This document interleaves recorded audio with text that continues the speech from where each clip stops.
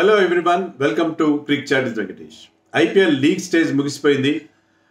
మరి లీగ్ స్టేజ్లోనే నిష్క్రమించిన teams failure కారణాలు ఏంటనేది మనం టీమ్ వైజ్ అనాలిసిస్ ఈ వీడియోతో స్టార్ట్ చేసుకుందాం.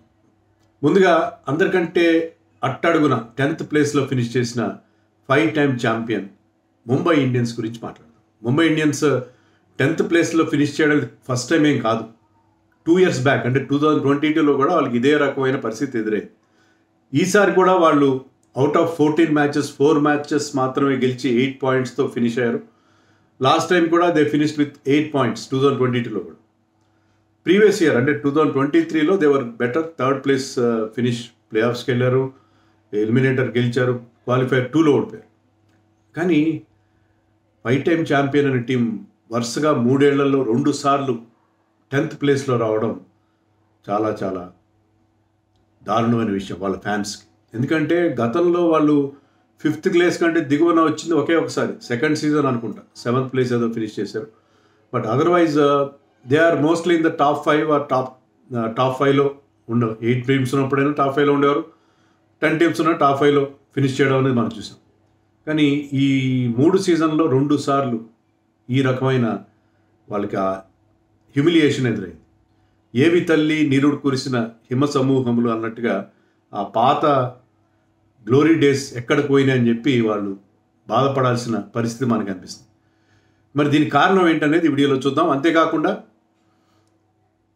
ఈసారి వాళ్ళ బెస్ట్ పర్ఫార్మర్ ఎవరో కూడా మనం ఒకసారి చూద్దాం. Plus retention, next year mega auction ఉంటుంది అనేది ఆల్మోస్ట్ సర్టెన్ అయిపోయింది. సో మెగా ఆక్షన్లో ఎవరిని వాళ్ళు అట్టే పెట్టుకోవాలి, ఎవరిని రిలీజ్ చేయాలని కూడా దాని మీద కూడా ఒక లుక్ వేద్దాం. సో ఈసారి వాళ్ళ పర్ఫార్మెన్స్ మనం చెప్పినట్టుగానే 4 మ్యాచ్లు మాత్రం గెలిచారు. దాంట్లో 3 మ్యాచ్లు వాంఖేడేలో గెలిచారు. వాంఖేడే వాళ్ళకి ఒక ఫోర్ట్రెస్ లాంటిది, కంచుకోట లాంటిది అని మనకు తెలుసు. సో అక్కడే 3 మ్యాచ్లు గెలిచారు. అవే గేమ్స్లో 7 గేమ్స్లో ఒకే ఒక్క మ్యాచ్ గెలిచారు. సో ఓవరాల్గా చాలా చాలా పూర్ పర్ఫార్మెన్స్ వాళ్ళ టీం నుంచి. దీనికి కారణం ఏంటి? కారణం తెలియడానికి మీరు ఏదో పెద్ద సెర్చ్ గూగుల్లో సెర్చ్ చేయాల్సిన అవసరం లేదు. Everybody knows it. It is a no brainer sort of a thing.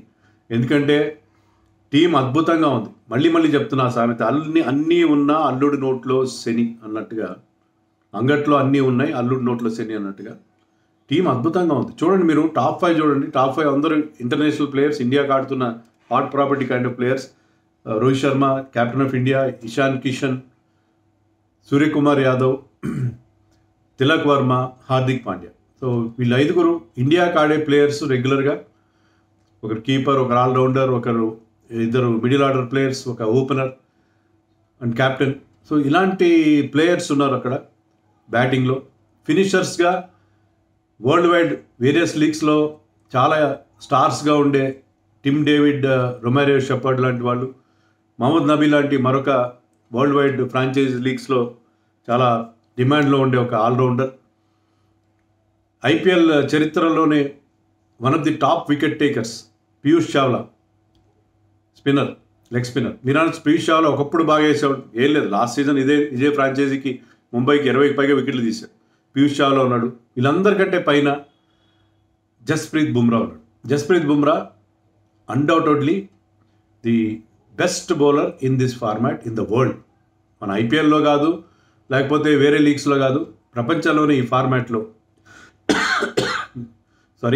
International క్రికెట్లో కానీ లీగ్ క్రికెట్లో కానీ ఈ ఫార్మాట్లో బుమ్రాను మించిన బౌలర్ లేదు. అలాగే కొత్తగా ఎమర్జింగ్ ఫాస్ట్ బౌలర్ కార్జియా, తుషారా లాంటి వాళ్ళు, ఇంకా అందరూ అన్ని రకాలుగా చూసుకున్నా కూడా బ్రహ్మాండమైన టీం అక్కడ ఉంది. ఆకాష్ మడ్వాల్, లాస్ట్ ఇయర్ అద్భుతంగా బౌలింగ్ వేసిన ఆకాష్ మడ్వాల్, వీళ్ళందరూ ఉన్నారు టీంలో. కానీ పర్ఫార్మెన్స్ అంత పూర్గా ఉందని కారణాలు ఏంటనేది చూద్దాం. ఫస్ట్ అండ్ ఫార్మోస్ట్ అదే నేను చెప్పినట్టుగా అందరికీ తెలిసిన కారణం, కెప్టెన్సీ మార్పు వాళ్ళకి బెడ్సి కొట్టింది. ఎక్కువగా ఆలోచించి రోహిత్ శర్మ రిటైర్ అయిపోతున్నాడు, అతను రీప్లేస్ చేసేద్దాం, లాంగ్ టర్మ్ రీప్లేస్మెంట్గా మనం హార్దిక్ పాండ్యాని ముందే తెచ్చేసుకుందాం అని చెప్పి బోల్డ్ అని డబ్బులు పోసి హార్దిక్ పాండ్యా తెచ్చుకున్నారు. అది కొరివితో తలగొక్కున్నట్టుగా అయింది. ఎందుకంటే హార్దిక్ పాండ్యా తీసుకురావడం వల్ల లాస్ట్ ఇయర్ కనీసం 3rd ప్లేస్కి వచ్చారు. ఈసారి పూర్తిగా ఆ స్ట్రాటజీ కంప్లీట్గా బెడ్స్ కొట్టింది. కంప్లీట్గా అది వాళ్ళకి అచ్చిరాని పరిస్థితి మనం చూసాం. ఎందుకంటే టీంలో రెండు గ్రూప్స్గా విడిపోవడం అనేది మనకు స్పష్టంగా కనిపిస్తుంది. Rohit Sharma is not in very good terms with Hardik Pandya అనేది సుస్పష్టం. దానికి ఏదో మీరు సోషల్ మీడియాలో వస్తున్నాయి కదా అని అనుకోవడానికి లేదు, అందరికీ చూసిన వాళ్ళందరికీ అర్థమవుతున్న విషయం. అలాగే రోహిత్ శర్మ ఒక్కడే కాదు, even Bumrah and Suryakumar also are unhappy that బయట నుంచి వచ్చిన వ్యక్తికి కెప్టెన్సీ కట్టబెట్టారని చెప్పి. Even somebody like Tilak Varma also is not in good terms with Hardik Pandya అని మనకు అర్థమవుతున్నాం. సో టీంలో ఆ యూనిటీ, ఆ టీమ్ స్పిరిట్ అనేది లోపించింది. అది ప్రధానమైన కారణం. హార్దిక్ పాండ్యా కెప్టెన్గా గుజరాత్ టైటన్స్కి అంత మంచి పర్ఫార్మెన్స్ ఇచ్చినవాడు, అంత 2 సార్లు సక్సెస్ ఇచ్చినవాడు, ఇండివిజువల్ పర్ఫార్మెన్స్ కూడా బ్రహ్మాండంగా చేసి ఇండియా క్యాప్టెన్సీ కూడా సాధించినవాడు. ఇక్కడికి వచ్చేసరికి ఈ ప్రెషర్ 2 రకాలుగా ఉంది. టీంలో మిగతా ప్లేయర్స్ నుంచి సరైన అతనికి కోఆపరేషన్ లేకపోవడం ఒకటి. రెండోది ఏంటంటే క్రౌడ్ ఎక్కడికి వెళ్ళినా కూడా అతను ప్రతి మూవ్ని వాళ్ళు జడ్జి చేయడం, ప్రతిదీ భూతద్దంలో చూసి అతను చేసిన ఒక రాంగ్ మూవ్ ఏదైనా ఉంటే దానికి విపరీతంగా బూయింగ్ చేయడం. సో అతను he was under tremendous pressure through out the season. Towards the end ఆ ప్రెషర్ కొంచెం తగ్గి అతని పర్ఫార్మెన్స్ కొంచెం ఇంప్రూవ్ అయ్యింది. అతని ఇండివిజువల్ పర్ఫార్మెన్స్ దెబ్బతింది, క్యాప్టెన్సీ దెబ్బతింది, టీమ్ ఓవరాల్ పర్ఫార్మెన్స్ టోటల్గా ఎఫెక్ట్ అయింది. బుమ్రా మంచి వికెట్లు తీసినప్పటికీ, రోహిత్ శర్మ రన్స్ చేసినప్పటికీ ఏది వాళ్ళకి కలిసి రాదు. సో అది ప్రధానమైన కారణం. రెండో కారణం ఏంటంటే బౌలింగ్లో ఫెయిల్యూర్. బుమ్రా 20 వికెట్లు తీశాడు, తన 4 ఓవర్స్ బ్రహ్మాండంగా వేశాడు, ఎకనామికల్గా బౌలింగ్ వేసాడు, అంత బాగానే ఉంది. కానీ అదర్వైజ్ వాళ్ళకి ఏమి కలిసి రాదు. మిగతా బౌలర్స్ కడ్జియా 13 వికెట్లు తీశాడు తన 10 మ్యాచ్ల్లో, కానీ economy more than 10. Piyush Chawla 11 మ్యాచ్లో 13 వికెట్లు తీశాడు, ఎకానమీ అండర్ 9 ఉన్నా కూడా అతను కూడా అంత ఎఫెక్టివ్నెస్గా అనిపించాడు. మ్యాచ్ విన్నింగ్గా పర్ఫార్మెన్స్ రాలేదు అతని నుంచి. తుషారా పర్వాలేదు, లేట్గా అతనికి ఎంట్రీ ఇచ్చాడు, 7 మ్యాచ్లో 8 వికెట్లు తీశాడు, ఎకానమీ కూడా జస్ట్ అండర్ 10 ఉంది. సో ఎవరు కూడా బౌలర్స్ ఎవ్వరు పర్ఫార్మ్. ఆకాష్ మడ్వాల్ లాస్ట్ ఇయర్ అంత బాగా పర్ఫామ్ చేసినవాడు, ఎలిమినేటర్లో 5 వికెట్లు తీసినవాడు, ఈసారి 5 మ్యాచ్లో 5 వికెట్లు తీశాడు, ఎకానమీ మోర్ దెన్ 11 అంత ఉంది, చాలా ఎక్కువ రన్స్ ఇచ్చాడు. స్టార్టింగ్లోనే బౌలర్స్ బ్యాట్స్మెన్ వెంట after him. So last year లాగా యార్కర్స్ అతనికి వర్కౌట్ కాలేదు.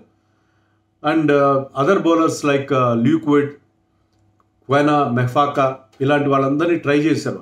ఎవ్వరు కూడా వాళ్ళకి కలిసి రాలేదు. ఎవ్వరు కూడా ఫారిన్ బౌలర్స్ కలిసి రాలేదు. ఇండియన్ బౌలర్స్ ఎవరిని ట్రై చేసినా వాళ్ళు కూడా ఎవరు కూడా వాళ్ళకి కలిసి రాని పరిస్థితి. స్పిన్నర్స్ని శ్రేయస్ గోపాల్ని, మహమ్మద్ నబీని వీళ్ళందరూ ట్రై చేశారు, కానీ ఎవరు కూడా వాళ్ళకి అనుకున్న ఫలితాలు. సో బౌలింగ్లో ప్రధానమైన లోపం. ఎప్పుడైతే హైదరాబాద్లో వాళ్ళు ఆడిన 2వ మ్యాచ్లో 266 రన్స్ ఇచ్చారో అప్పటి నుంచి వాళ్ళ బౌలింగ్ అనేది మళ్ళీ కోలుకోలేదు. సో బౌలింగ్ ఫెయిల్యూర్ ప్రధానంగా కనిపించింది. ఈవెన్ బ్యాటింగ్లో కూడా దే ఫెయిల్డ్ మిజరబ్లీ. బ్యాటింగ్లో కూడా రోహిత్ శర్మ గతంలో పోలిస్తే ఈ సీజన్లో వెరీ గుడ్ సీజన్, 417 రన్స్ చేశాడు, ఒక సెంచరీ, 12 ఏళ్ళ తర్వాత ఒక సెంచరీ చేశాడు, ఐపీఎల్ సెంచరీ, ఒక 100, ఒక 50 ఉన్నాయి, యావరేజ్ 32 ఉంది, స్ట్రైక్ రేట్ చాలా బాగుంది, 14 మ్యాచెస్లో 150 స్ట్రైక్ రేట్ ఉంది. అయినా సరే మిగతా వాళ్ళు పెద్దగా ఆడింది లేదు కదా. ఎందుకంటే నెక్స్ట్ బెస్ట్ తిలక్ వర్మ కూడా 13 మ్యాచ్ల్లో ఆల్మోస్ట్ అన్ని రన్స్, 416 రన్స్ చేశాడు, 3 50s చేశాడు, 41 యావరేజ్, స్ట్రైక్ రేట్ ఆల్మోస్ట్ 150 ఉంది. సో వీళ్ళిద్దరు మినహాయిస్తే వాళ్ళిద్దరు కూడా ఒక మోస్తరు పర్ఫార్మెన్స్ అది, అద్భుతంగా ఏం ఆడలేదు. ఇషాన్ కిషన్ 14 మ్యాచ్ల్లో 320 రన్స్ చేశాడు, కానీ ఒకటే 50 ఉంది. ఓపెనర్గా వచ్చి కనీసం 3-4 50లు చేయాలి, పవర్ ప్లేయర్ యూజ్ చేసుకోవాలి. స్ట్రైక్ రేట్ కూడా 148 అవుతుంది. బట్ ఇషాన్ కిషన్ చాలా డిసప్పాయింట్ చేశాడని చెప్పాలి. టిమ్ డేవిడ్కి ఒక 50 కూడా లేదు ఈ సీజన్లో. 13 మ్యాచ్ల్లో అతను 241 రన్సే చేశాడు, స్ట్రైక్ రేట్ బాగానే ఉంది 158, కానీ అతని నుంచి లాస్ట్ ఇయర్ వాటిలో మనం అతను ఆల్మోస్ట్ 180-200 స్ట్రైక్ రేట్తో ఆడే ప్లేయర్. అతను కూడా ఆశించే స్థాయిలో ఎవ్వరూ పర్ఫామ్ చేయలేదు. ఇంకా మనం సూర్యకుమార్ గురించి చెప్పాలి. Suryakumar blow hot blow cold, ఒక మ్యాచ్ బాగా ఆడితే ఒక మ్యాచ్ బాగా ఆడిపోవడం. సన్ రైజర్స్ మీద ఒక 200 స్ట్రైక్ రేట్తో ఒక సెంచరీ చేశాడు. అది మినహాయిస్తే స్ట్రైక్ రేట్ బాగానే 167, కానీ రన్స్ చేసినవి 345 మాత్రమే. వస్తుంది, మ్యాచ్లు తక్కువ ఆడాడు, 11 మ్యాచెస్ ఆడాడు, 3 మ్యాచ్లు మిస్ అయ్యాడు. అయినా కూడా అతని నుంచి ఆశించిన స్థాయి, ఎందుకంటే ముంబై ఇండియన్స్ సక్సెస్లో ప్రధాన పాత్ర బ్యాటింగ్లో వహించింది గతంలో స్కై, కానీ స్కై ఫెయిల్యూర్ కూడా వాళ్ళని బాగా హర్ట్ చేసింది. ఇంకా హార్దిక్ పాండ్యా గురించి చెప్పేదే ఉంది, total failure, bat and ball. 216 runs మాత్రమే చేశాడు 14 మ్యాచ్ల్లో, strike rate 143, average 18, highest score 46, 50 కూడా లేదు.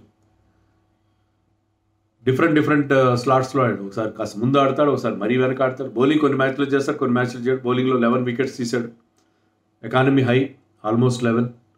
సో ఏ రకంగా చూసుకున్నా అటు బ్యాట్స్మెన్ కానీ ఇటు ఆల్రౌండర్స్ కానీ అందరూ ఫెయిల్ అయ్యారు. ఎవ్వరు కూడా క్లిక్ కాని పరిస్థితి. ఒక ఇంపార్టెంట్ పర్ఫార్మెన్స్, ఒక చెప్పుకోదగ్గ పర్ఫార్మెన్స్ ఎవరి నుంచి రాదు. బ్యాటింగ్లో, బౌలింగ్లో ఓవరాల్గా టీమ్ పర్ఫార్మెన్స్ అన్ని రకాలుగా చాలా డౌన్ అండ్ అవుట్గా కనిపించింది. సో దానికి ప్రధాన కారణం టీం సెట్ కాకపోవడం.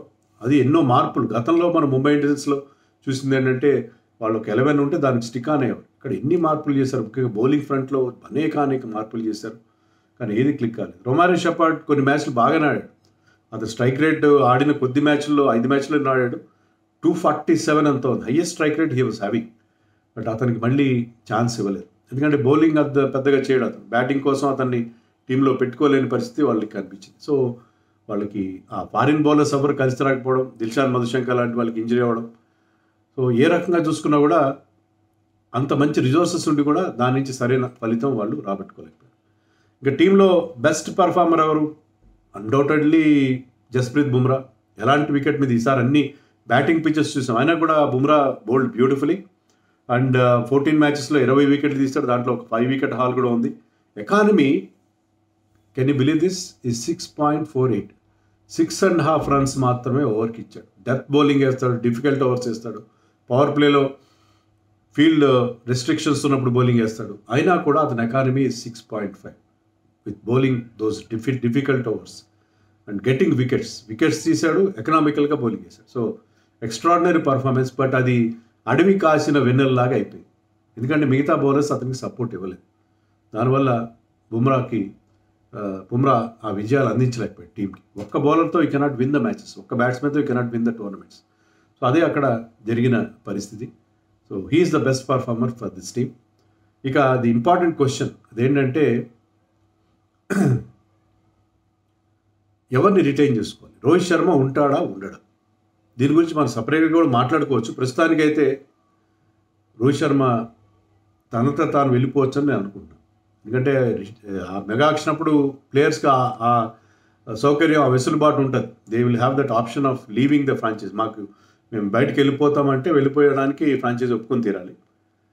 లేదా వాళ్ళకు కూడా ఏంటంటే ముంబై ఇండియన్స్ కూడా ఈ అరేంజ్మెంట్ ఏం వర్కౌట్ కాదు వాళ్ళకి. రోహిత్ శర్మ బాగా పర్ఫామ్ చేస్తాడు, అతని ఎక్స్పీరియన్స్ అన్నీ పనికొస్తాయి, కానీ having Hardik Pandya and Rohit Sharma both in the team, అది మీకు ఎందుకో అక్కడ వాతావరణం సరిగ్గా ఉండదు. అలాంటప్పుడు రోహిత్ శర్మని వాళ్ళు రిలీజ్ అనే చేయాలి, లేకపోతే అతనే వెళ్ళిపోవాలి. అదే వాళ్ళకి బెస్ట్ మెథడ్. మీరు అనొచ్చు హార్దిక్ పాండ్యానే వదిలేయచ్చు కదా, అలా చేయరు. ఒక్క సీజన్ ఆధారంగా జస్ట్ ఒక్క సీజన్తో ఆ నీ జర్క్ రియాక్షన్ లాంటిది. అందులో Mumbai Indians is a corporate entity.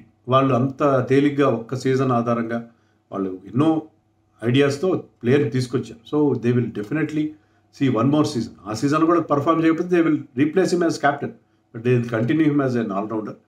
టీంలో అతను ఉంటాడు. సో అది జరగదు.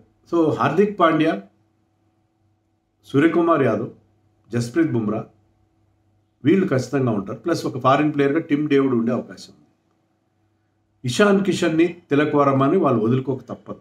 తిలక్ వర్మకి హార్దిక్ పాండ్యాకి ఇష్యూస్ ఉన్నాయి, వాళ్ళిద్దరు గొడవ పడ్డారని వార్తలు వచ్చి మాకు నిజానిజాలు తెలీదు.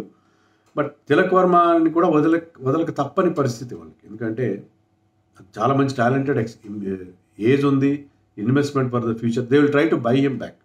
ఎలాగైతే లాస్ట్ టైం ఇషాన్ కిషన్ కూడా రిలీజ్ చేసి మళ్ళీ బై బ్యాక్ చేశారు. So they will try to buy back both Ishan and Tilak. ఎందుకంటే ఇషాన్ ఒక లెఫ్ట్ హ్యాండ్ ఓపెనర్, మంచి పవర్ హిట్టింగ్ చేయగల ఓపెనర్గా, కీపర్గా అతను is a very good bet and he has got age on his side. So వీళ్ళిద్దరిని వాళ్ళు బైబ్యాక్ చేస్తారు. వాళ్ళు రిటైన్ చేస్తే Hardik, sky, Bumrah and David అని అనుకుంటున్నాను. సో అది నా అభిప్రాయం. సో ఏ రకంగా చూసుకున్నా చాలా చాలా పూర్ పర్ఫార్మెన్స్ ముంబై ఇండియన్స్ నుంచి. ఎవరు ఎక్స్పెక్ట్ చేయలేదు ఎంత దారుణంగా ఆడతారు. నేనైతే ప్లే ఆఫ్స్కి వెళ్తారని కూడా అనుకున్నాను, ఎందుకంటే ఆన్ పేపర్ చాలా బాగున్న టీం అది. కానీ పోను వాళ్ళ పర్ఫార్మెన్స్ మరింత దారుణంగా మారింది. ఏ రకంగా కూడా బ్యాటింగ్లో కానీ బౌలింగ్లో కానీ ఎలాంటి ఇన్స్పిరేషన్ లేకుండా మనకు కనిపించింది. సో మరి ఇంకేమైనా కారణాలు నేను మిస్ అయినా మీరు నాకు కామెంట్స్లో చెప్పండి.